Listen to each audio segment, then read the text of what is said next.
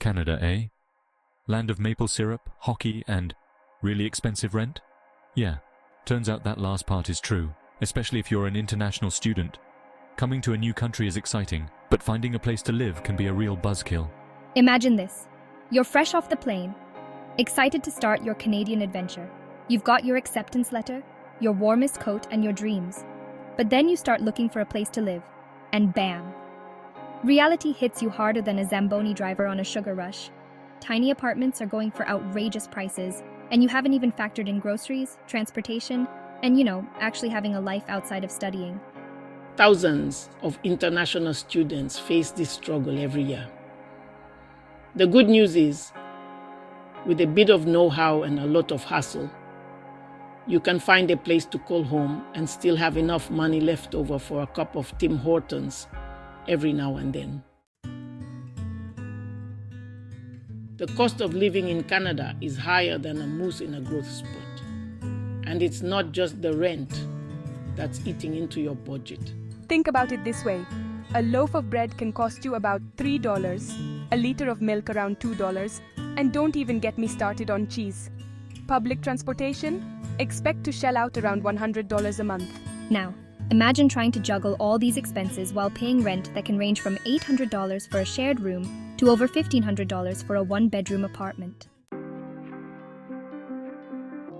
Remember those stories your parents tell about walking uphill both ways to school in the snow and rent being a nickel?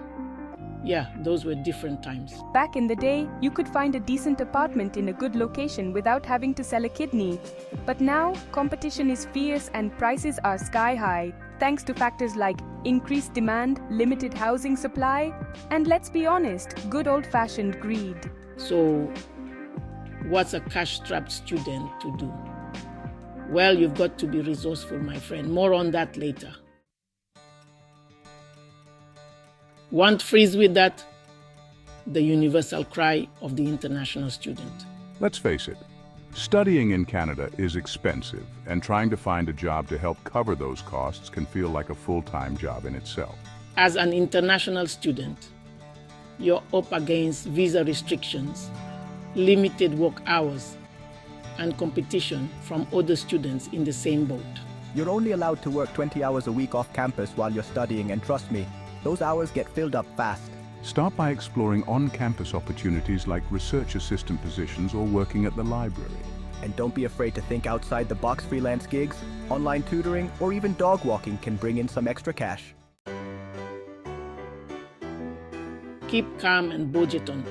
Tips for thrifty students. So, how do you survive the Canadian student life without ending up in debt deeper than a beaver dam? It's all about being smart, resourceful, and maybe a little bit cheap.